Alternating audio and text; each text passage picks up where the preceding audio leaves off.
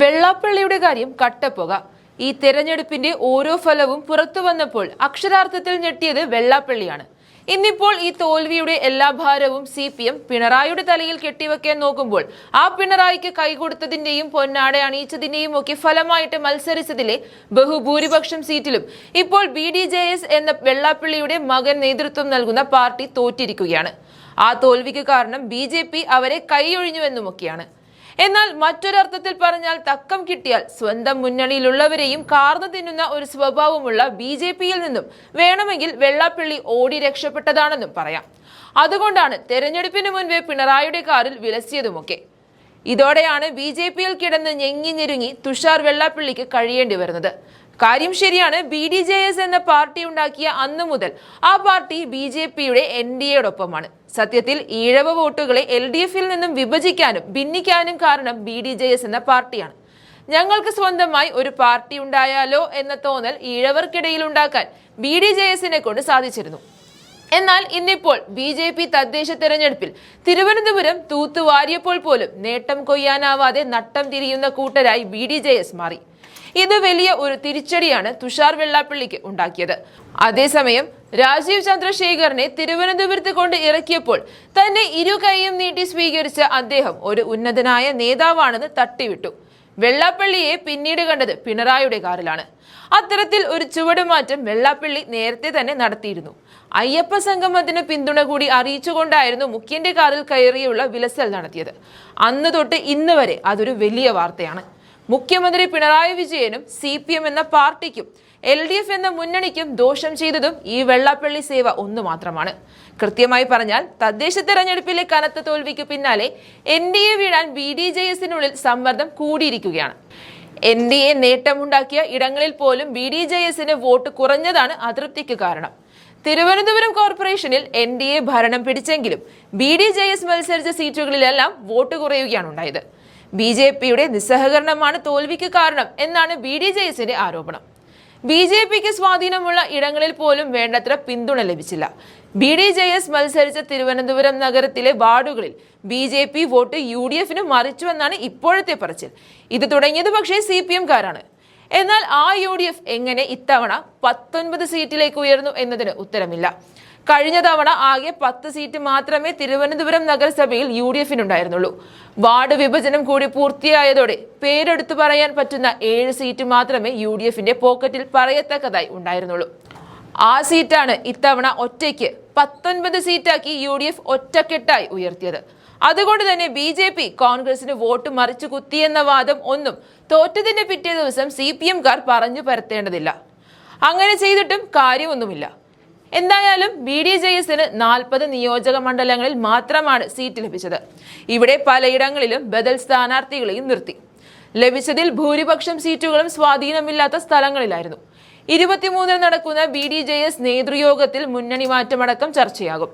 300ഓളം സീറ്റുകളിൽ മത്സരിച്ച BDJS 5 ഇടത്ത് മാത്രമാണ് വിജയിച്ചത്. കൊച്ചി കോർപ്പറേഷനിൽ 13 സീറ്റുകളിൽ മത്സരിച്ചെങ്കിലും സിറ്റിംഗ് സീറ്റിൽ ഉൾപ്പെടെ പരാജയപ്പെട്ടു. കോഴിക്കോട് കോർപ്പറേഷനിലും ഇതായിരുന്നു സ്ഥിതി. കോട്ടയം പള്ളിക്കത്തോട് പഞ്ചായത്തിൽ BDJSന്റെ സിറ്റിംഗ് സീറ്റ് BJP ഏറ്റെടുത്തിരുന്നു. ഇവിടെ പരാജയപ്പെട്ടതോടെ പഞ്ചായത്ത് ഭരണം തന്നെ നഷ്ടമായി. NDAയിൽ ആധിപത്യമുണ്ടായിരുന്ന ആലപ്പുഴ കോടംതുരുത്ത് പഞ്ചായത്തിലും BJP ഒറ്റയ്ക്കാണ് മത്സരിച്ചത്. കഴിഞ്ഞ തവണ 7 സീറ്റ് നേടിയിരുന്നിടത്ത് ഇത്തവണ 6 സീറ്റാണ് NDAക്ക് ലഭിച്ചത്. BJPയുടെ ഏകപക്ഷീയമായ നിലപാടിനെ തുടർന്ന് പലയിടങ്ങളിലും സ്ഥാനാർത്ഥിയെ നിർത്താതെ BDJSന് പിൻവാങ്ങേണ്ടി വന്നിരുന്നു. രാജീവ് ചന്ദ്രശേഖറുമായും BJP ദേശീയ നേതൃത്വവുമായും തുഷാർ വെള്ളാപ്പള്ളിക്ക് മികച്ച ബന്ധമാണുള്ളത്. ഈ അടുപ്പമാണ് മുന്നണി വിടാൻ തടസ്സമാകുന്നതെന്നാണ് നേതാക്കൾ ചൂണ്ടിക്കാട്ടുന്നത്. അതായത് വെള്ളാപ്പള്ളി മറുകണ്ഠം ചാടുമ്പോഴും മോദിയെ പേടിച്ച് തുഷാർ വെള്ളാപ്പള്ളിക്ക് NDA മുന്നണി വിടാൻ പറ്റുന്നില്ല എന്ന് ചുരുക്കം. കാരണം ED മോദി വിളിച്ചാൽ ആ വിളിപ്പുറത്തുണ്ട്. ഒരുപക്ഷെ ഇങ്ങനെ പല കാരണത്താൽ BDJS NDA എന്ന മുന്നണിക്കുള്ളിൽ വീർപ്പുമുട്ടുകയാണ്. ബാക്കിയൊക്കെ കാത്തിരുന്ന് കാണാം.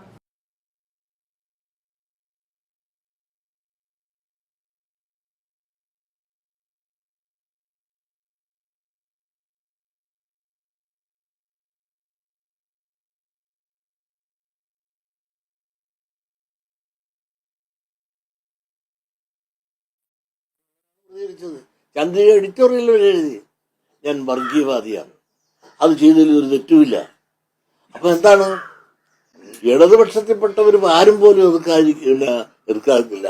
അപ്പോൾ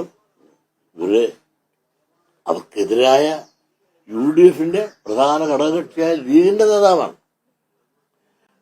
അയാളെ വെച്ച് ശരിയായി എന്ന് മാത്രമല്ല, അവരുടെ ചെറുതും വലുതുമായ എല്ലാ മുസ്ലിം സംഘടനകളും എനിക്കെതിരെ പ്രമേയം പാസാക്കല് ബഹളങ്ങളെല്ലാം ഉണ്ടാക്കി എന്നെ എന്തുമാത്രം തേജോവധം ചെയ്യും. മാത്രമേ ചന്ദ്രയിൽ എഡിറ്റോറിയൽ എഴുതിക്കണം. ഇത് മഹാസംഭവമാണെന്നറിയാമോ? ഞാൻ എന്ത് മഹാ തെറ്റായത്? ഞങ്ങളുടെ സമുദായത്തിൽപ്പെട്ട ഒരാളോട് വെക്കണമെന്ന് ഞാൻ പറഞ്ഞതിലുള്ള തെറ്റെന്താ? 14 യൂണിവേഴ്സിറ്റി ഇവിടെ ഉണ്ട്. ഒരൊറ്റ യൂണിവേഴ്സിറ്റി പോലും ഈഴമില്ല. ഈ ശ്രീനാരായണ യൂണിവേഴ്സിറ്റിയിലെങ്കിലും ഈഴവനെ വെക്കണം. അത് ചെയ്തില്ല ഇടതുപക്ഷ ഗവൺമെന്റ് എന്ന് പറയുമ്പോൾ ഈ കസേരയിൽ നിന്നിട്ട് ഞാനിത് പറഞ്ഞില്ല എങ്കിൽ ഞാൻ എൻ്റെ ഈ കസേരയുടെ ആ വലിപ്പവും മഹിമയും അവഹേളിക്കുകയല്ലേ. ആ കസേരയിൽ നിന്ന് ഞാൻ പറഞ്ഞുപോയി. എതിർത്ത് മുഴുവൻ വേറെ ഒരു സമുദായമല്ല, ലീഗുകാർ മാത്രം. അവർ ചെറുതും വലുതും പോഷകം ഉൾപ്പെടെ എന്നെ തേജോവധിച്ചത്. ഞാൻ വേണ്ടിയില്ല. അടുത്തത്, ഇവിടെ MP-മാരെ നോമിനേറ്റ് ചെയ്തു. MP-മാരെ നോമിനേറ്റ് ചെയ്തത് ഓരോ രാഷ്ട്രീയ കക്ഷികളാണ്. പല കാലഘട്ടങ്ങളിലായിട്ട് ഇവിടെ 9 MP-മാരെ നോമിനേറ്റ് ചെയ്തിട്ടുണ്ട്, ഇടതും വലുതുമായിട്ട്. ഈ നോമിനേറ്റ് ചെയ്തപ്പോൾ തന്നെയെല്ലാം ഒരൊറ്റ പിന്നോക്കക്കാരനെ പട്ടികജാതിക്കാരനെ നോമിനേറ്റ് ചെയ്തിട്ടില്ല. തെരഞ്ഞെടുപ്പിൽ എന്തോ ആകട്ടെ, നോമിനേറ്റ് ചെയ്തതിൽ ഈ 9-7 ന്യൂനപക്ഷം, 2 ഭൂരിപക്ഷം. അതും ഞാൻ പറഞ്ഞു ശരിയല്ല കാണിച്ചത്. ഒരു പിന്നോക്ക ആഭിമുഖ്യമുള്ള ഈ ഗവൺമെന്റ് പോലും അത് ചെയ്തില്ല, മുമ്പിലും തൊഴിൽ ചെയ്തില്ല എന്ന് പറഞ്ഞപ്പോൾ കയറി ചാടിക്കൊത്തി എൻ്റെ കൂടെ കയറിയതും ലീഗുകാരാണ്. വേറെ ആരും പറഞ്ഞില്ല. എന്നാൽ ക്രിസ്ത്യാനി പറഞ്ഞില്ല, ന്യൂനപക്ഷം എല്ലാവരും.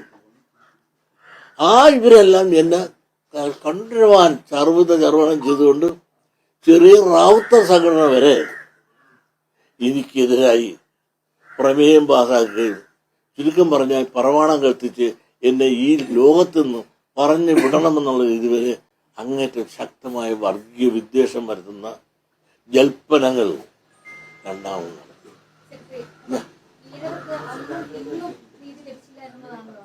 ഞാൻ പറഞ്ഞു തരട്ടെ ഈ തോന്നിക്കയറി വീഡിയോ കല്ല് ഞാൻ ആദ്യം പറഞ്ഞു. ഞാൻ പറഞ്ഞു തരുന്നവരെ എനിക്ക് അവസരം തരണമെന്ന് ഞാൻ പറഞ്ഞു.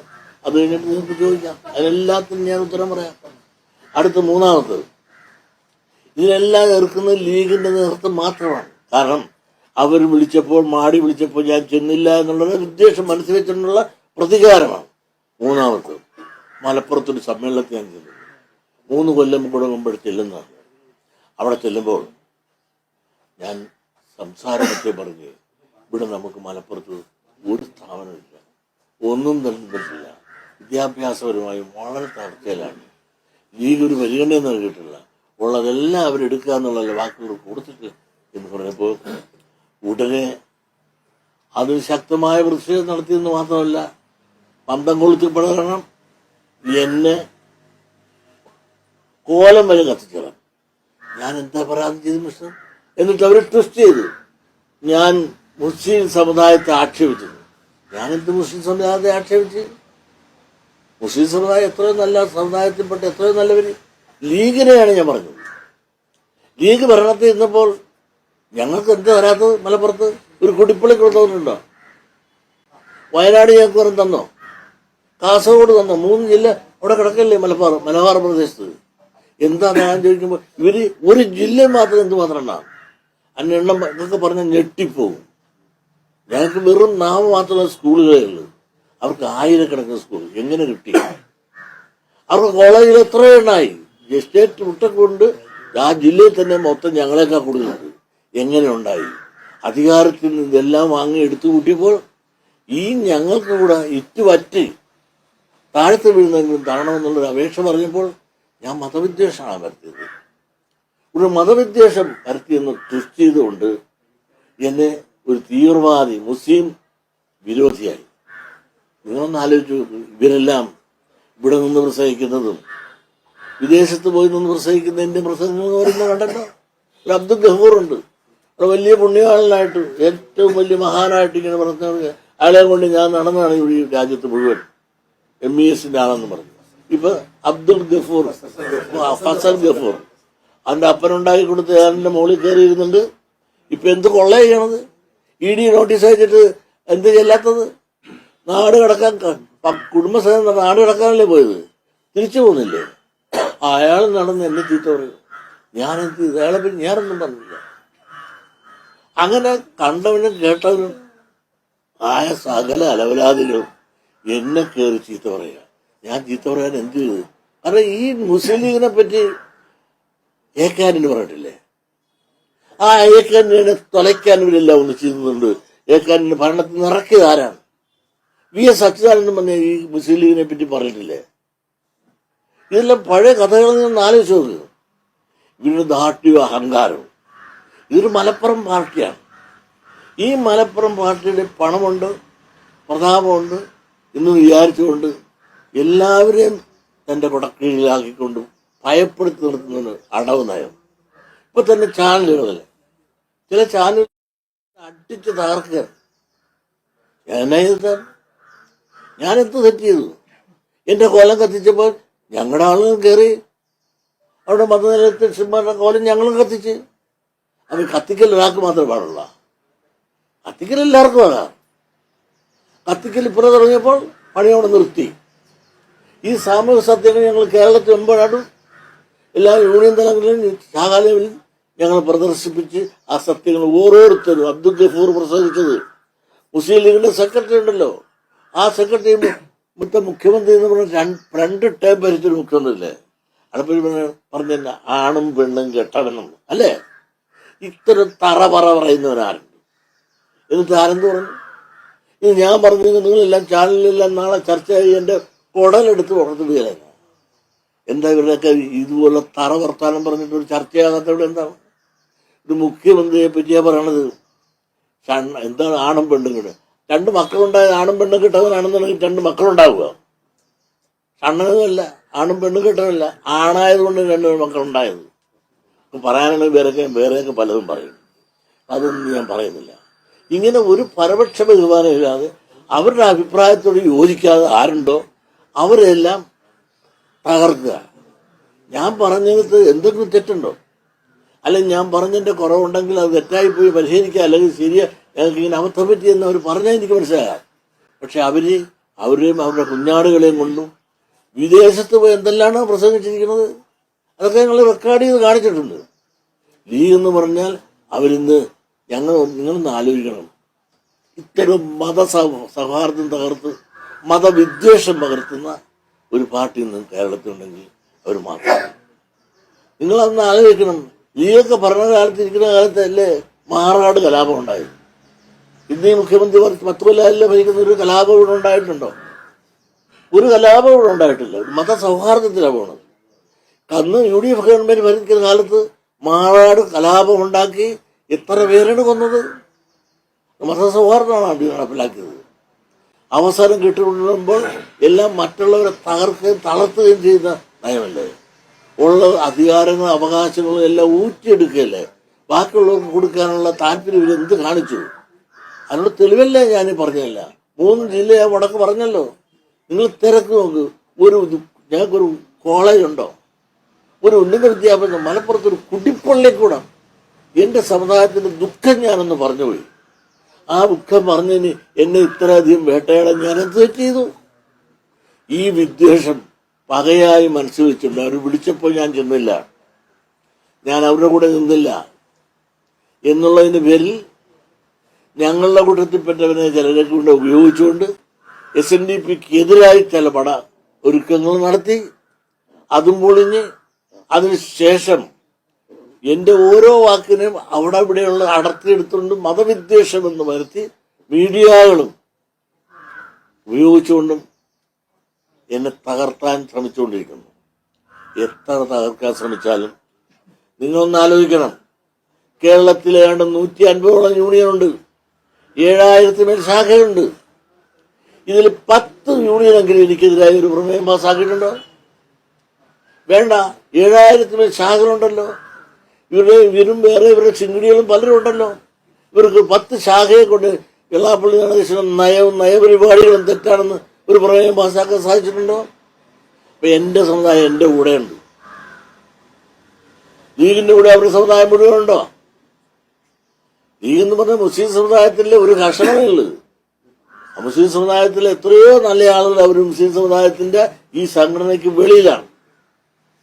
അപ്പൊ മലപ്പുറത്ത് സീറ്റ് കിട്ടി. മലപ്പുറം അവരുടേതാണല്ലോ. അത് സീറ്റ് കിട്ടിയെന്നുള്ളത് കൊണ്ട് അവരുടേതാണ് മലപ്പുറം നമ്മൾ സമ്മതിച്ചപ്പോൾ മലപ്പുറം പാർട്ടിയാണെന്ന് കഴിഞ്ഞില്ലേ? അതിനെ അവിടെ ഇരുന്നോട്ടെ. അതിന് എന്നെ എന്തിനാ ക്രൂശിക്കുന്നത്? അപ്പൊ എന്ന് നോക്കിയാലും ടി വിയിലായാലും പത്രത്തിലായാലും ഇതെല്ലാം എടുത്ത് എനിക്കിട്ട് കൊടയുന്ന ഇടപാട്.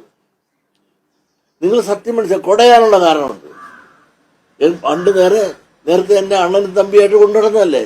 എന്നാണ് ഇഷ്ടക്കുറവ് വന്നത്? അവർ വിളിച്ചപ്പോൾ ഞാൻ ചെല്ലാഞ്ഞുകൊണ്ടല്ലേ എന്നോട് ഇഷ്ടക്കുറവ് വന്നത്. അതൊക്കെ മുമ്പ് എന്നെ കൊണ്ട് എന്തെല്ലാം കൊണ്ട് എവിടെയെല്ലാം നടന്നവരാണ്. അപ്പൊ ഇഷ്ടമില്ലാത്ത അച്ചി തൊട്ടതല്ല കുറ്റം. അതുകൊണ്ട് ഒരുപാട് പ്രതിസന്ധി പ്രകടനം ചെയ്തവനാണ്. മരണത്തെ മുമ്പിൽ കണ്ടവനാണ്. പറഞ്ഞതെല്ലാം പറഞ്ഞത് തന്നെ. ആ പറഞ്ഞതിൽ നിന്ന് മാറുന്ന പ്രശ്നമേ ഇല്ല. നിലപാടുകളിൽ നിന്നും മാറ്റമില്ല. ഞങ്ങളുടെ നിലപാട് ഞങ്ങളുടേതായ ബോഡിയിൽ എടുക്കുന്ന തീരുമാനമാണ്. വെള്ളാപ്പള്ളി നടേശൻ എടുക്കുന്ന തീരുമാനമല്ല. ആ ബോഡിയിൽ എടുക്കുന്ന തീരുമാനമായി ധൈര്യമായി തൻ്റെ അടുത്തോടുകൂടി ഞങ്ങൾ നീങ്ങും. ഇതുപോലുള്ള ജൽപ്പനങ്ങൾ നടത്തി ഭയപ്പെടുത്തിയും SNDP യോഗത്തെയോ യോഗ നേതാക്കന്മാരെയോ ഇരുത്താമെന്നോ തളർത്താമെന്നോ ആരെങ്കിലും വിചാരിക്കുന്നുവെങ്കിൽ അവര് മൂഢസ്വർഗത്തിൽ ജീവിക്കുന്നവരാണെന്ന് പറയേണ്ടി വരും എന്ന് മാത്രമേ ഇപ്പൊ പറയാനിരിക്കുള്ളൂ.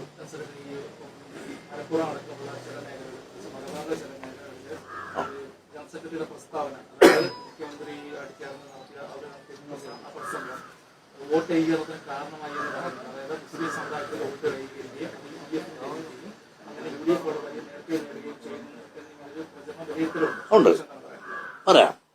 ഈ മുസ്ലിം ഏകീകരണം ഇപ്പോഴെല്ലാം ഉണ്ടായത് നിങ്ങൾ കഴിഞ്ഞുണ്ടല്ലോ. മുസ്ലിമിനെ സംബന്ധിച്ചിടത്തോളം ഇവിടെ BJP വിമുക്ത ഭരണം ഇവിടെ വേണമെന്ന് ആഗ്രഹിക്കുന്നവരാണ്. അതുകൊണ്ട് കഴിഞ്ഞ പാർലമെന്റ് തെരഞ്ഞെടുപ്പ് വന്നല്ലോ. ആ പാർലമെന്റ് തെരഞ്ഞെടുപ്പ് വന്നപ്പോൾ അവർ ഈ മുസ്ലിം സ്ഥാനാർത്ഥി നിന്നിട്ട് പോലും മുസ്ലിങ്ങൾ വോട്ട് ചെയ്തില്ലല്ലോ. ഇവിടെ തന്നെ ആർക്കാ വോട്ട് ചെയ്തത്? കോൺഗ്രസിനാണ് വോട്ട് ചെയ്തത്. അതുകൊണ്ട് തന്നെ എന്ത് പറ്റി? ഇവിടെ എന്നും ഇവിടെ ഇടതുപക്ഷത്തിൽ ജയിച്ചോ?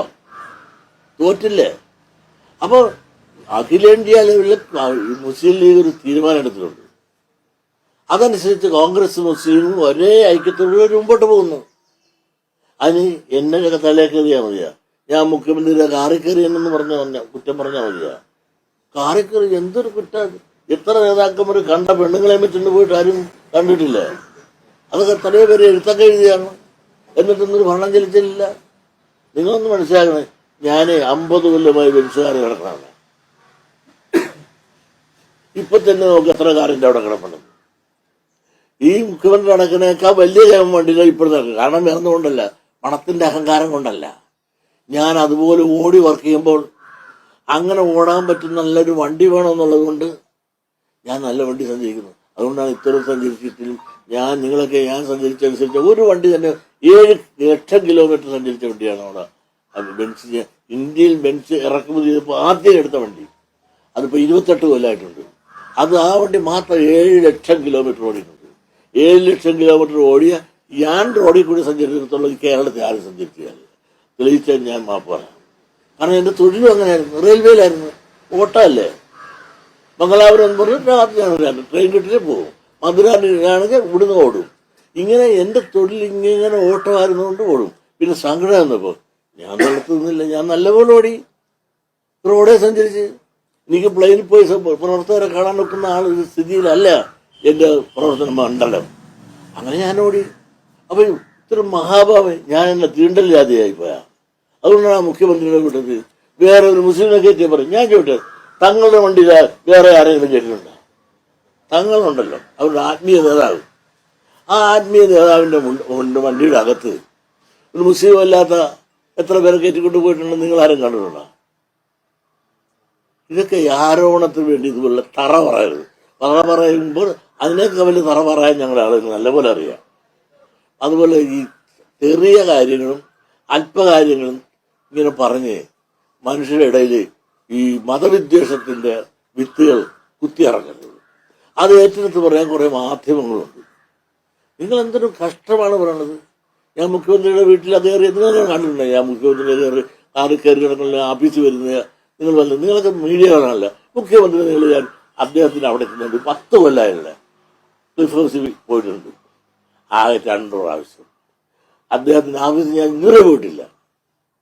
എനിക്കൊരു കാര്യമില്ല മിസ്റ്ററാണ്. ഞാൻ നിൽക്കുമ്പോൾ എല്ലാവരുമായിട്ട് ഇഷ്ടമാണ്. പിന്നെ കോൺഗ്രസ് ഗതികേടെ നിന്റെ പേരോ കോൺഗ്രസ് എന്ന് അറിയേണ്ടി വന്നതിൽ എനിക്ക് വളരെ ദുഃഖമുണ്ട്. അവസാന മുഹൂർത്തത്തിൽ ഞാൻ ഏറ്റവും ഇഷ്ടപ്പെടുന്ന പഴയ KPCC പ്രസിഡന്റായ സുധാകരൻ കൂടെ എനിക്കിട്ട് കുത്തി.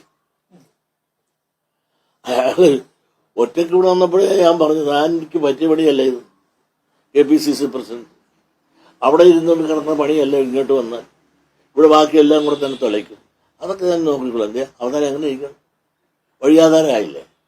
അദ്ദേഹം എനിക്കിട്ട് കുത്തി. മതസൗഹാർദ്ദത്തെ ഞാനും ഈ എല്ലാവരെയും കൊണ്ടും പറയിപ്പിച്ചു. നിങ്ങളൊന്ന് ആലോചിക്കട്ടെ, മുസ്ലിം ലീഗിൻ്റെ പവർ നിങ്ങൾ കണ്ട അവർക്ക് അവർക്ക് വേണ്ടി ഒന്ന് വീരസ്വങ്ങൾ കൊടുക്കണം.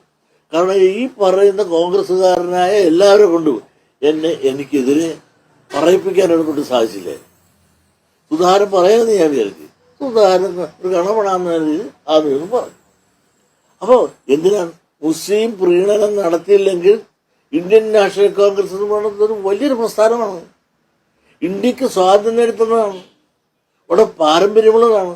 ഒരു മഹത്തായ സംഘടനയാണ്, രാഷ്ട്രീയ സംഘടനയാണ്. ആ രാഷ്ട്രീയ സംഘടനയ്ക്ക് കേരളത്തിൽ വന്ന ഗതികേട് കാണുമ്പോൾ വളരെ വിഷമാണ്. ചാടിക്കളിക്കണ കുഞ്ഞിരാമ എന്ന് പറയുമ്പോൾ ചാടിക്കളിക്കുന്ന കുഞ്ഞിരാമന്മാരായിട്ട് ഇവിടുത്തെ കോൺഗ്രസ് നേതൃത്വം മാറി. അല്ലെങ്കിൽ ഇവർ ആളാമിതം എന്നെ ചീത്ത പറഞ്ഞിട്ടില്ല, ആളാമിതം പറഞ്ഞുകൊണ്ടിരിക്കുക. വന്ന് ഈഴവനകത്ത് പലരും ഉണ്ടാ. ഒരു അടൂർ പ്രകാശമുണ്ട്. അതിങ്ങനെ അങ്ങുമില്ല ഇങ്ങുമില്ല തോന്നി ഒരു പരുവത്തിന് ഇങ്ങനെ പോവുകയാണ്. പിന്നെ ഒരു ബാബുണ്ട്. ആ ബാബുവാണ് ചത്തതിനൊത്തുമേ ജീവിച്ചിരിക്കലും എന്നുള്ള നിലയിൽ ആരോഗ്യം പോയി നിൽക്കുന്നത്. ഇതാണ് ഇന്ത്യൻ നാഷണൽ കോൺഗ്രസ്, ദേശീയ പാർട്ടിയാണ്. ആ ഒന്നത്തുള്ള ആധിപത്യം ആരുടേതാണ്? അവരെല്ലാം തന്നെ എന്തിന് നിങ്ങളൊന്ന് ആലോചിച്ചു. നിങ്ങൾ തന്നെ കാണിക്കുന്ന കാണുമ്പോൾ എന്നെക്കൂട്ടുള്ളവർക്ക് ജനാധിപത്യം ഇവിടെ നശിച്ചു പോയല്ലോ എന്ന് വിചാരിക്കും. കോൺഗ്രസിന് ഒരാളെ ചേർക്കണമെന്നുണ്ടെങ്കിൽ മലപ്പുറത്ത് ചെന്നാലേ ഒക്കുള്ളെന്ന് പറയും. നമ്മൾ വേറെ ചിലതും കേട്ടിട്ടുണ്ട്, ചിലരെല്ലാം മലപ്പുറത്ത് ചെന്നാലേ പറ്റുള്ളൂ. പക്ഷെ ഇതിനും അവിടെ ചെല്ലണം എന്ന് വരുമ്പോൾ ഭയങ്കര വിഷമാണ്. ചെന്ന് അവരുടെ അഭിപ്രായം കേട്ട് അവർ പറയുന്നത് അതനുസരിച്ച് പറയാമെന്ന് പറയുക. എന്തൊരു ഗതിയാണ് കോൺഗ്രസ്. മലപ്പുറം അടക്കമുള്ള വിഷയങ്ങൾ പരാമർശങ്ങളിൽ ഇപ്പോഴും ഉറച്ചു നിൽക്കുന്നുണ്ടോ? മലപ്പുറം മറ്റൊരു സംസ്ഥാനമാണ് അല്ലെങ്കിൽ മറ്റൊരു രാജ്യമാണെന്ന് പറഞ്ഞടക്കമുള്ള ആ വാക്കുകൾ ഇപ്പോഴും പറഞ്ഞതൊന്നും മാറുന്നില്ലെന്ന്. മലപ്പുറം എന്ന് പറഞ്ഞാൽ നിങ്ങളൊന്ന് ആലോചിച്ച് നോക്ക്. മലപ്പുറം യൂണിയൻ, ഞാനൊറ്റ കാര്യം പറയാം. മലപ്പുറം യൂണിയന്റെ പ്രസിഡന്റ് ദാസൻ ഒരു തിയേറ്റർ നടത്തിക്കൊണ്ടിരുന്നു. ആ തിയേറ്റർ നടത്തിക്കൊണ്ടിരിക്കുന്ന സമയത്ത് അത് നഷ്ടമായതുകൊണ്ട് അയാൾ ഹോട്ടലാക്കി ബാറാക്കി. ഇപ്പം ആര് നടത്തുന്നത് നിങ്ങൾ ചെയ്ത് നോക്കും. ആ പാവം തെണ്ടി ലീഗുകാരെല്ലാം കൂടെ നടത്തിക്കല. ആർക്ക് കപ്പം കൊടുത്തിട്ടാണ് ഇപ്പോഴും ലീഗ് ആ ഹോട്ടലിൽ ഇപ്പം ബാറായിട്ട് തന്നെ നടക്കുന്നുണ്ട്. ആർക്ക് കപ്പം കൊടുത്തിട്ടാണ് നടത്തുന്നത് നിങ്ങൾ തിരക്ക്. അവിടെ ആധിപത്യം ആരാണ്? സംസ്ഥാനം അവരുടെ കയ്യിലാണെന്നല്ലേ, എന്ന ദാർഢ്യത്തിലല്ലേ. അവരുടേതായ ആചാരങ്ങളോ അനുഷ്ഠാനങ്ങളോ വരുമ്പോൾ അതനുസരിച്ച് നിൽക്കാത്ത ആർക്കെങ്കിലും അവിടെ നിൽക്കാൻ ഒക്കുമോ? ഇവിടെയൊക്കെ അങ്ങനെ വല്ലതും ഉണ്ടോ? അവിടെ മാത്രമല്ല അതുള്ളത്. എന്ത് ദാർഢ്യമാണ്, എന്തൊരു അഹങ്കാരമാണ്. പണമുണ്ട് അവർക്ക്, വിദേശ പണമുണ്ട്, സ്വദേശ പണമുണ്ട്. അങ്ങനെ ഇതെല്ലാം കൊണ്ട് വന്ന് തള്ളി കയറിയതിൻ്റെ ഒരു ജില്ലയിൽ മാത്രമാണ്, മലപ്പുറത്ത് മാത്രമാണ്. എവിടെയുള്ള മുസ്ലിംസ് അങ്ങനെ കാണിക്കാറുണ്ടോ? ഇതിൽ കൊച്ചിയിലുള്ള മുസ്ലിംസ് കാണിക്കാറുണ്ടോ? മലപ്പുറത്തുള്ളവരുമാരും കാണിക്കുന്നു എന്ന് പറഞ്ഞാൽ അവർക്ക് അവിടെ സംസ്ഥാനം വേണമെന്ന് വരെ പറഞ്ഞവരല്ലേ മലപ്പുറം കേന്ദ്രീകരിച്ച്. ഇതൊക്കെ മറന്നുപോയാൽ നിങ്ങളൊക്കെ തന്നെയല്ലേ പണ്ട് പറഞ്ഞവര്.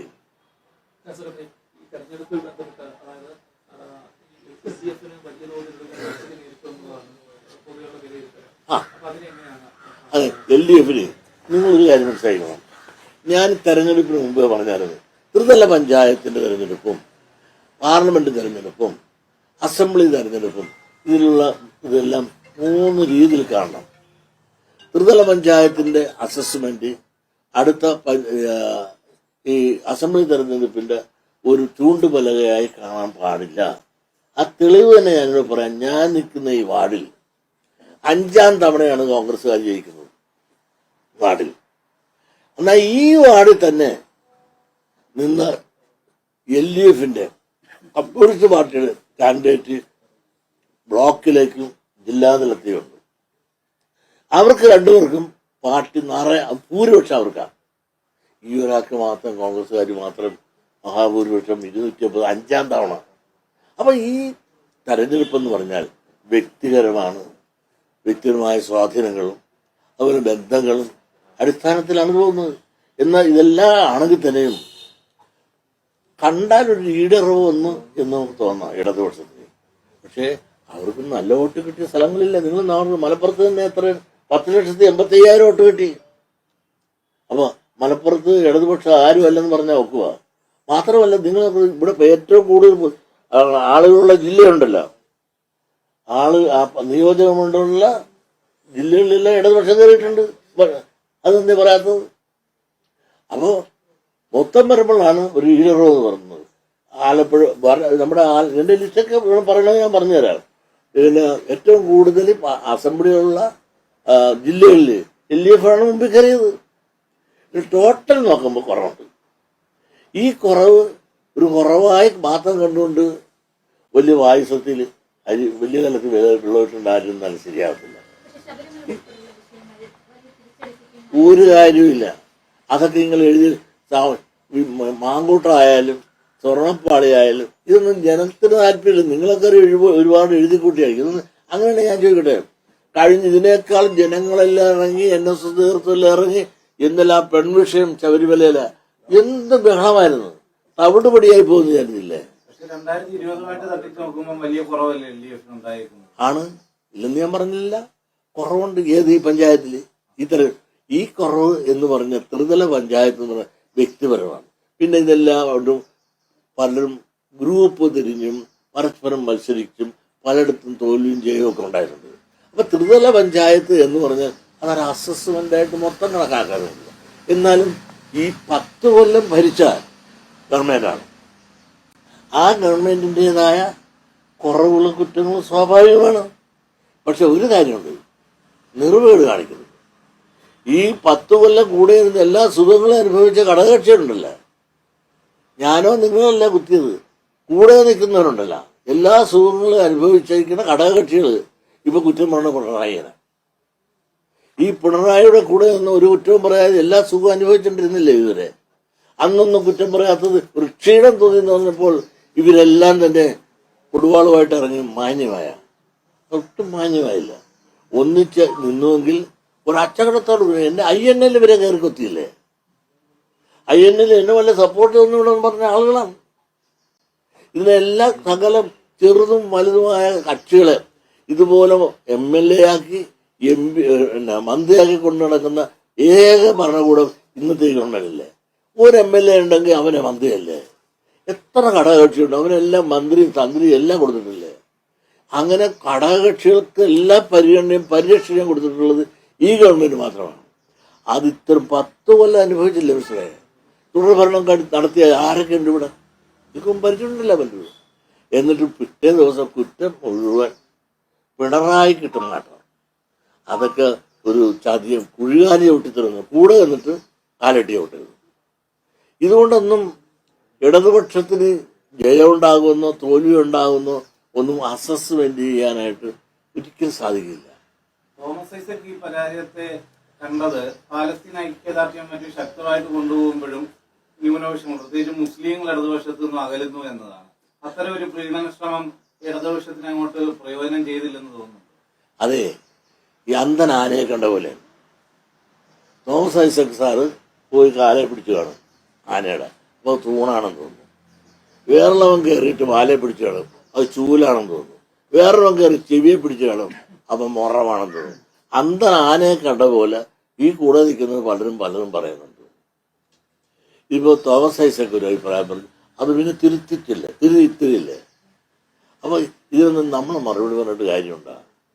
ഇതൊക്കെ കമ്മ്യൂണിസ്റ്റ് പാർട്ടിയെ സംബന്ധിച്ചിടത്തോളം ഇവരെല്ലാം കൂട്ടായി നിന്ന് കമ്മ്യൂണിസ്റ്റ് പാർട്ടി എന്നല്ല, ഇവിടുത്തെ LDF ഘടകകക്ഷികളായാലും കൂടെയുള്ള കക്ഷികളായാലും അഭിപ്രായം പറയുമ്പോൾ അവർ കൂട്ടായി ആലോചിച്ച് ഒരേ അഭിപ്രായം പറയണം.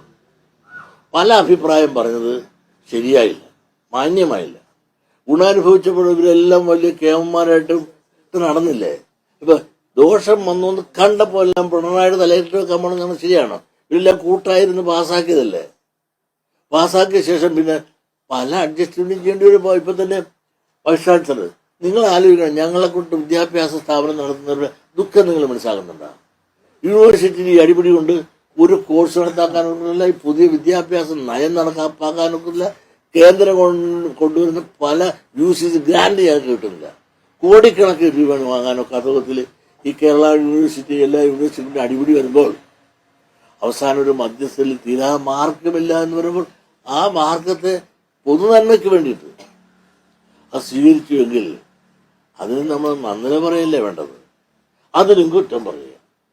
നിങ്ങൾ ആ ഫീൽഡിലുള്ളവർക്ക് അറിയാൻ പാടില്ല, ആ ഫീൽഡിൽ കിടക്കുന്ന ഞങ്ങളുടെ ദുഃഖം മനസ്സിലാക്കണം. കേരള യൂണിവേഴ്സിറ്റി എന്ത് നടക്കുന്നുണ്ട്? 14ഓളം കോളേജുള്ള ആളുകൾ, ഞങ്ങൾക്ക് ആകെ കൂടുതൽ കോളേജുള്ളതാണ്. ഈ വടംവലി അടിപിടിയും എവിടെ കൊണ്ടെത്തിക്കും? ഇതിനൊരു അന്ത്യം വേണ്ടേ? അതിനൊരു മധ്യസ്ഥം വെച്ചപ്പോൾ രണ്ടുപേരും ജയിച്ചായിരിക്കാം. ഇതെല്ലാം കൂടെ സുപ്രീം കോടതി കൊടുത്തെങ്കിൽ പിന്നെ രണ്ടും ഇല്ലാതാകും. രണ്ടും ഇല്ലാതാകുമ്പോൾ ഒന്നെങ്കിൽ നിലനിർത്താനൊക്കുന്ന നിലയിലേക്ക് ഒരു തന്ത്രപരമായ ഒരു അടവ് നയം പ്രയോഗിച്ചെങ്കിൽ എന്താ തെറ്റ്? ഈ ഭരണം എന്ന് പറയുന്നത് എന്താണ്? അത് അടവ് നയമാണ്. ബിജെപിക്ക് കൂടുതൽ വോട്ട് കിട്ടിയെങ്കിലും കാര്യമല്ല കൂടുതൽ സീറ്റ് കിട്ടിയെങ്കിലും കാര്യമല്ല ഒരു വോട്ട് ഷെയർ കൂടിയിട്ടില്ല. അപ്പൊ പ്രത്യേകിച്ച് തിരുവനന്തപുരം ജില്ലയിൽ ഭരണം പിടിച്ചെങ്കിൽ പോലും ഈ വോട്ട് ഷെയർ കൂടുതൽ എന്തായിരിക്കും കാരണം? അതെ, തിരുവനന്തപുരം ജില്ലയിൽ വോട്ട് ഷെയർ കൂട്ടിയെന്ന് പറഞ്ഞത് തന്നെ അത് വേറെ കാര്യമാണ്. തിരുവനന്തപുരം ജില്ലയിൽ അവിടുത്തെ ചെയർപേഴ്സൺ ഉണ്ടല്ല, ഒരു ലേഡി ആര്യ, മേയർ കല്യാണം കഴിച്ചിട്ടില്ല, ചെറുതാണ്, വിദ്യാഭ്യാസം എന്ന് പറഞ്ഞ് എല്ലാവരും കൂടെ പൊക്കിയല്ല. പുള്ളിക്കാരി വളരെ പൊങ്ങുകയും ചെയ്തു. ഈ പൊങ്ങച്ചത്തിന്റെ ദോഷം അവിടെ ഉണ്ടായിരുന്നു. ആളുകളുടെ പെരുമാറ്റം മോശം. ഒരു വണ്ടി വന്നപ്പോൾ ആ ഡ്രൈവറെ പിടിച്ച് നിർത്തിക്കൊണ്ട് ആ കേസെടുത്തില്ലേ? അത് അധികാരത്തിന്റെ ദാർഢ്യമല്ലേ? അധികാരത്തിലിരിക്കുന്നവരൊന്നും വിനയമല്ലേ വേണ്ടത്? ആ വിനയം കാണിക്കാതെ ആ പ്രായത്തിന്റെ ചെറുപ്പത്തിന്റെ ദാർഢ്യവും അഹങ്കാരവും അത് വളരെ ചർച്ചാ വിഷയമാകുകയും അത് ഇന്നും ലൈവായിട്ട് നിൽക്കുകയും ആ കോർപ്പറേഷൻ തെരഞ്ഞെടുപ്പിൽ അതൊരു കാരണം തന്നെയായിരുന്നു. ആ കൊച്ചി കുറേ കൂടെ പൊതുപ്രവർത്തനത്തിൽ വളയാനെന്ന് നെളിയരുത്, വളയണം. ആ പൊതുപ്രവർത്തനത്തിൻ്റെ പൊതുശൈലി ഉണ്ടായിട്ടില്ല. പ്രത്യേകിച്ച് ഇടതുപക്ഷത്തെ സംബന്ധിച്ചിടത്തോളം പ്രത്യേകിച്ചൊന്നും പറയാനുള്ളത്, ഭരണം എന്തെല്ലാം നല്ല നേട്ടങ്ങൾ ചെയ്തു വന്നു, നല്ല കാര്യങ്ങൾ ചെയ്തു വന്നു. എത്രയോ കോടി രൂപയാണ് അവിടുന്ന് ഇവിടുന്ന് കടമെടുത്താണെങ്കിലും ഈ രാജ്യത്തേക്ക് ഇൻവെസ്റ്റ് ചെയ്തിട്ട് പോലും അത് വേണ്ടത്ര താഴെ തലങ്ങളിലത് അറിയിക്കാൻ ഇതിൻ്റെ ആളുകൾക്ക് സാധിച്ചിട്ടില്ല. പിന്നെ അതിനെല്ലാം ഉപരി ഈ കുറെ മസിൽ പിടുത്തം ഉണ്ട്. പണ്ടത്തെ കാലമല്ല.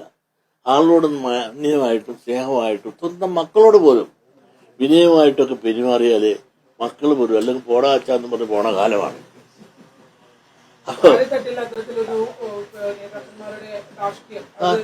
എല്ലാവർക്കും ഞാൻ പറഞ്ഞില്ല, എത്രയോ നേതാക്കന്മാർ. കാരണം അവരുടേതായ പെരുമാറ്റത്തിന്റെ താഴെത്തട്ടില് കുറെ കൂടെ വിനയമായി മര്യാദയായിട്ടും കൂടെ പെരുമാറിയാൻ തയ്യാറായാൽ ഇതിനേക്കാളും മെച്ചമാകും.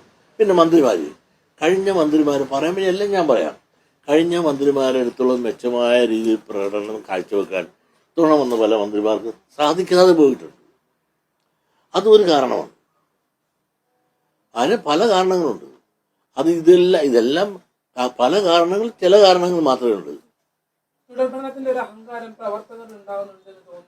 അത് തുടർ ഭരണത്തിലല്ല, എല്ലാവരും എന്താ വെച്ചാൽ ചില പ്രദേശങ്ങളിൽ ചില ആളുകളിലെല്ലാം ഈ അഹങ്കാരം താഴെത്തട്ടിൽ, മുകളിൽ ഞാൻ കണ്ടെടുത്താണ്, മുകളിലുള്ളവരെല്ലാം വളരെ മാന്യമായിട്ടും വിനയമായിട്ടും പെരുമാറുന്നവരാണ്. താഴെയുള്ളവരിൽ പലരും, എല്ലാവരും ഞാൻ പറഞ്ഞില്ല, എത്രയോ നല്ലവരുണ്ട്, പലരും കുറച്ചുകൂടെയൊക്കെ ഫലങ്ങൾ താഴുന്നു. ഫലാഗമത്തിലാണ് നമ്മൾ തൊറ്റയെ പഠിപ്പിക്കുന്നത് തന്നെ, മരങ്ങളിൽ ഫലങ്ങൾ കയറുമ്പോൾ നമ്മൾ കമ്പ് താഴുന്നു. ഈ സുധാകരനെ പോലുള്ള പ്രഗത്ഭരായ മന്ത്രിമാരെ ഒഴിവാക്കി നിർത്തിയിരിക്കുന്ന ഒരു തരത്തിൽ മണ്ഡലത്തിലാണ്. അതൊക്കെ അവർ ഈ സുധാകരൻ മിടുക്കനും പ്രഗത്ഭരുമായിരുന്നു. അദ്ദേഹത്തിനെ ഒഴിവാക്കാതിരുന്നത് നല്ലത് തന്നെ. പക്ഷെ ഒരു നിയമപരമായ ഒരു പാർട്ടി തീരുമാനം എടുത്തപ്പോൾ അദ്ദേഹത്തിന് ഐസക്കിനെ മാറ്റി നിർത്തേണ്ടി വന്നു. ഞാൻ ചോദിച്ചാണ്, ഐസക് സാർ തന്നെ കൂടെ ഇരുന്നല്ലേ തീരുമാനിച്ചത്. അത് ഐസക് സാർ എന്തിന് സെക്രട്ടേറിയറ്റ് അത് സമ്മതിച്ചു? അപ്പൊ എന്നോട് അതിന് ഉത്തരം പറഞ്ഞില്ല. ജി സുധാകരൻ ഏറ്റവും മിടുക്കനാണ്. ഒരു PWD വകുപ്പുണ്ടെന്നും അദ്ദേഹത്തിന്റെ ആ ഭരണകാലങ്ങളിൽ അഴിമതി എന്നുള്ളത് നടത്താൻ ഇവിടുത്തെ ഉദ്യോഗസ്ഥന്മാർക്ക് ഒരു ധൈര്യവും തൻ്റെ ഇടമില്ലായിരുന്നു, വിറയ്ക്കുമായിരുന്നു. നമ്മളെ സംബന്ധിച്ച് നമ്മുടെ ഈ ആലപ്പുഴക്കാർക്ക് അദ്ദേഹം വളരെ ഉപകാരി. ഇതെല്ലാം വികസനം. ഐസക്കും സുധാകരൻ സാർ ഇവർ രണ്ടും കൂടെ കൂടിയപ്പോൾ ആലപ്പുഴയ്ക്ക് എന്തെല്ലാം വികസനങ്ങളാണ് വന്നത്. അത് വലിയൊരു കൂട്ടായ്മയായിരുന്നു. മറ്റുള്ള പ്രദേശങ്ങളിൽ എന്തെല്ലാം എത്ര കൊല്ലങ്ങളായ കാര്യങ്ങൾ നേടിക്കൊണ്ടു പോകുന്നു. ഇവിടെ കൂട്ടുവന്നപ്പോഴല്ലേ നമുക്കിവിടെയെല്ലാം നല്ല റോഡായി, നല്ല പാലങ്ങളായി, അങ്ങനെ പലതും നമുക്ക് നേടാൻ സാധിച്ചു. സമ്പത്ത് കൊടുക്കാൻ ഐസക് സാറുണ്ട്, പണിയിപ്പിക്കാൻ സുധാകരൻ സാറുണ്ട്. അങ്ങനെ നല്ലൊരു കാലഘട്ടമായിരുന്നു ആ ടീമിന്റെ കാലഘട്ടം ആലപ്പുഴയെ സംബന്ധിച്ചിടത്തോളം.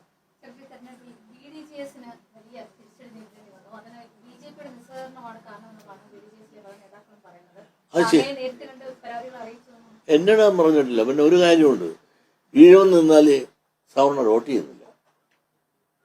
BDJS-കാരായി നിന്ന് ആളുകൾ എവിടെ നിന്നോ അവിടെ സവർണ വോട്ട് ചെയ്യുന്നില്ല. അതെന്താണെന്ന് അവർ പഠിക്കണം. 10 കൊല്ലം കൂടെ നടന്നു. BDJS എന്ത് കൊടുത്തു? ഈ നടന്ന് കാല് തേഞ്ഞതല്ല അവർക്ക് എന്നാ കിട്ടി? നിങ്ങളൊന്ന് ആലോചിച്ച് നോക്കണം. ഇടതുപക്ഷത്തിന്റെ കൂടെ നടക്കുന്നവർക്ക് എല്ലാവർക്കും സ്ഥാനവും MLA, MP, കോർപ്പറേഷനും ഒക്കെ കൊടുക്കുമ്പോൾ ഈ BJPയുടെ കുറെ 10 കൊല്ലം നടന്ന BDJS എന്ത് കിട്ടിയെന്ന് അവരാലോചിക്കട്ടെ. അതൊക്കെ അവർ ചിന്തിച്ചോളൂ. ഞാൻ BDJS-കാരല്ല, ഞാൻ കാരണം രണ്ടഭിപ്രായമുണ്ട്. ഇടതുപക്ഷത്തിലേക്ക് പോകണമെന്ന് അഭിപ്രായമുള്ളൊരു വിഭാഗങ്ങളുണ്ട്, ഉണ്ട്. അതല്ലേ നിൽക്കണോട്ട് തന്നെ നിൽക്കണമെന്നുള്ള അഭിപ്രായമുണ്ട്. അതൊക്കെ അവർ കുറച്ച് ആലോചിക്കട്ടെ. അതൊക്കെ അല്ലൊന്നും ഞാൻ കൂടുതലായിട്ട് ഇടപെടത്തില്ല. കാരണം SNDP ലോകത്തിനകത്ത് BDJS-ന്റെ അക്സൽ വരെയുണ്ട്. ഇതിനെല്ലാം ഞാൻ കൊണ്ടുപോകുന്നുണ്ട്. അതുകൊണ്ട് ഇനി രാഷ്ട്രീയ അഭിപ്രായത്തിൽ ഇതുപോലുള്ള കാര്യത്തിൽ അവരവരുടെ തീരുമാനം അവരുടെ ഇഷ്ടം അനുസരിച്ച് ചെയ്യട്ടെ. അതൊന്നും SNDP യോഗം ഇടപെടുകയില്ല. മലപ്പുറത്ത് വർഗീയ പശ്ചാത്തലം ഇല്ല, അല്ലെങ്കിൽ മലപ്പുറത്ത് അങ്ങ് പറഞ്ഞ പോലെയുള്ള കാര്യങ്ങൾ ഇല്ല എന്ന് നേരത്തെ ശിവൻകുട്ടി ഇപ്പോൾ ഒരു പ്രശ്നത്തിൽ പറഞ്ഞിട്ടുണ്ട്. എങ്ങനെ ഇല്ലാന്ന്? വർഗീയ പശ്ചാത്തലം ഇല്ല, അല്ലെങ്കിൽ മുസ്ലിങ്ങളുടെ ആധിപത്യം അവിടെ ഇല്ല എന്നുള്ള. എന്നിട്ടാണ് അവര് മുഴുവൻ ചോദിച്ചതെങ്ങനെ? മുസ്ലിം ആധിപത്യം ഇല്ലെങ്കിൽ ലീഗില് ഞാൻ ചോദിക്കട്ടെ, ഒരു നായരെ നിർത്താൻ പാടില്ല, ഒരു പട്ടികജാതിക്കാരെ നിർത്താൻ പാടില്ല, അല്ല ഒരു പുലേനെ നിർത്താൻ പാടില്ല. ഇവര് പിന്നോക്ക ആഭിമുഖ്യം പറഞ്ഞോണ്ടല്ല. ഇപ്പൊ മുസ്ലിം ലീഗ് തന്നെ എല്ലാവരും ജയിച്ചു, 33 വരെ ഏതാണ്ട് അവിടെ മുഴുവൻ അവരാ ജയിച്ചെന്ന് പറയും. അല്ല, ഒരു മതേതര വിശ്വാസികളാണെങ്കിൽ എന്തുകൊണ്ട് മറ്റൊരു ജാതിക്കാരെ നിർത്തുന്നില്ല? മുസ്ലിം ലീഗ് എന്ന് പറഞ്ഞാൽ യഥാർത്ഥ വർഗീയ പാർട്ടിയാണ്. പേര് കേട്ടാൽ തന്നെ നിങ്ങൾക്ക് അറിയാൻ പാടില്ലേ? അവിടെ പേഴ്സണൽ സ്റ്റാഫ് മുസ്ലിം അല്ലാതെ വേറെ ആരെങ്കിലും ഉണ്ടാണ് ഇത്രയും? ഒരു രാമനെ നിർത്തും, അത് റിസർവേഷൻ. ആ രാമൻ എന്നും തോറ്റിരിക്കും മതേതരം കാണിക്കാൻ. മുസ്ലിം ലീഗിനകത്ത് മുസ്ലിമിനെ അല്ലാതെ ആരുടെ പേഴ്സണൽ സ്റ്റാഫാകട്ടെ, അവിടെ മന്ത്രിമാരാകട്ടെ, MLA-മാരാകട്ടെ, വേറെ ആരും നിർത്തിയിട്ടുണ്ട്? ഒന്നുമില്ല, കേരള കോൺഗ്രസ് നിന്ന് കുറുപ്പേട്ടനെങ്കിലും നിർത്തുന്നുണ്ട്. ഒരു അയവാഷ് ചെയ്യാനെങ്കിലും മറ്റൊരു വിഭാഗത്ത് നിർത്തേണ്ടി. അവിടെ ആളില്ലായിട്ടാണ്. ഹിന്ദുക്കൾ 5 നിയോജകമണ്ഡലത്തിൽ ഹിന്ദുക്കൾക്ക് ഭൂരിപക്ഷം എളുപ്പാ. അവിടെ നിന്ന് ഇടതുപക്ഷത്തിന്റെ മാർക്സിസ്റ്റ് കമ്മ്യൂണിസ്റ്റ് പാർട്ടിയുടെ ഈഴവൻ പെരുന്തൽമണ്ണയിൽ നിന്ന് ജയിച്ചിട്ടുള്ളതല്ലേ. അപ്പൊ മലപ്പുറം എന്ന് പറഞ്ഞാൽ മുഴുവൻ അവരുടേതാണെന്ന് പറയാൻ ഒക്കത്തില്ല. പിന്നെ എന്താണെന്ന് വെച്ചാൽ ഹിന്ദുക്കൾ ഛിന്ന ഭിന്നമാണ്, മുസ്ലിം ഒന്നാണ്. അവരൊന്നായി നന്നായി, ഹിന്ദുക്കൾ തമ്മിൽ തല്ലി തലകേറി കിടക്കും. ആ ഗുണമാണ് പ്രയോജനപ്പെടുന്നത്. അത് ഇവിടുത്തെ ഹിന്ദുക്കൾ ഒന്നാകട്ടെ, ഇവിടെ ഈ തണ്ടെല്ലാം തീരും. മലപ്പുറത്തിന് മാത്രമൊരു പ്രശ്നമായിട്ടാണോ അതോ? അല്ല, മലപ്പുറത്തിന്റെ ശക്തിയാണല്ലോ ബാക്കി ഭാഗങ്ങളിലേക്ക് കാണിക്കുന്നത്. മലപ്പുറത്തിന്റെ അവരുടെ ശൈലി മാറണം. ഒരു മതേതരത്വം നാഴികക്ക് 4 വട്ടം മതേതരത്വം പറഞ്ഞാൽ പോരാ. മതേതരത്വം അവർ കാണിച്ചു തരണം. ഞങ്ങൾ കാണിക്കുന്ന മതേതരത്വമാണ്. അവർ കാണിക്കാൻ അവർക്ക് സാധിക്കില്ല മിസ്റ്റർ. ഞാൻ ചോദിച്ചതിന് ഉത്തരം പറ. ഒരു MLA ഉണ്ടാ അവർക്ക്? ഈ മതേതരത്വം പറയുന്നവർക്ക് ഒരു ഹിന്ദുക്കളിൽ ആരെങ്കിലും ഒരാളെ നിർത്തിയിട്ടുണ്ടോ? ക്രിസ്ത്യാനിയിൽ ഒരാളെ നിർത്തിയിട്ടുണ്ടോ?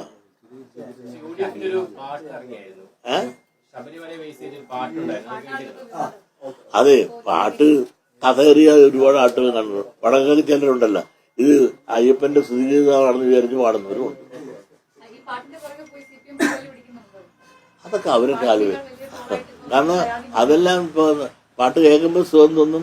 അങ്ങനെ ഈ പാട്ടിൻ്റെയും കൂത്തിൻ്റെയും പുറകൊന്നും ആരും പോയിട്ട് കാര്യമില്ല. യാഥാർത്ഥ്യ ബോധത്തോടുകൂടി കാര്യങ്ങൾ കാണുക. അതുകൊണ്ട് ഇപ്പോഴത്തെ ഒരു തെരഞ്ഞെടുപ്പ് ഇടതിന് ഒരു കുറവോ വലതിന് വലിയ പിന്നെ തകർച്ചയോ എന്നും പറയാത്തില്ല. അവർ ബാലൻസ് ചെയ്തിപ്പോൾ പോവുകയാണ്. അതുകൊണ്ട് അടുത്ത ഭരണത്തെ സംബന്ധിച്ചിടത്തോളം മത്സരം ആണ് ഇപ്പോൾ നടക്കുന്നത്. അത് ആര് വരുമെന്ന് നമുക്കിപ്പോൾ പ്രവചിക്കാൻ സാധിക്കില്ല.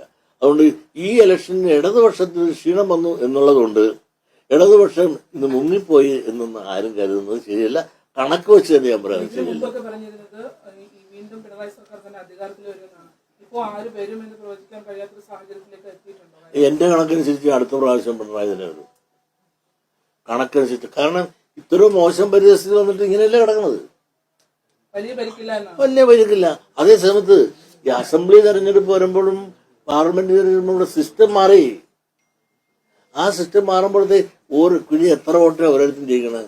1000, 2000, 500 വോട്ടിനൊക്കെയാണ് ഓരോ അസംബ്ലി നിയോജകമണ്ഡലം. നിങ്ങളൊന്ന് ആലോചിക്കണം, ഏറ്റവും കൂടുതൽ നിയോജക മണ്ഡലങ്ങളിലുള്ള ജില്ലകളിലെല്ലാം ഇത് CPM മുമ്പിലാണ്. യാഥാർത്ഥ്യബോധത്തോടുകൂടി എല്ലാ കാര്യങ്ങളും പഠിക്കാൻ പറയണം. ഓരോരോ പത്രക്കാരായാലും മീഡിയയായാലും അവരുടേതായ മനസ്സിലിരിക്കുന്നതനുസരിച്ച് ഒന്നും വ്യാഖ്യാനിച്ച് പറയാണ്. അത് കേട്ടോട്ടെ. ഈ കാണാൻ പോണ പൂരല്ല, 3 മാസം കൂടെ കഴിയുമ്പോൾ നമുക്ക് ഇനി ഒന്നുകൂടെ കാണാം. അതുകൊണ്ട് നമസ്കാരം.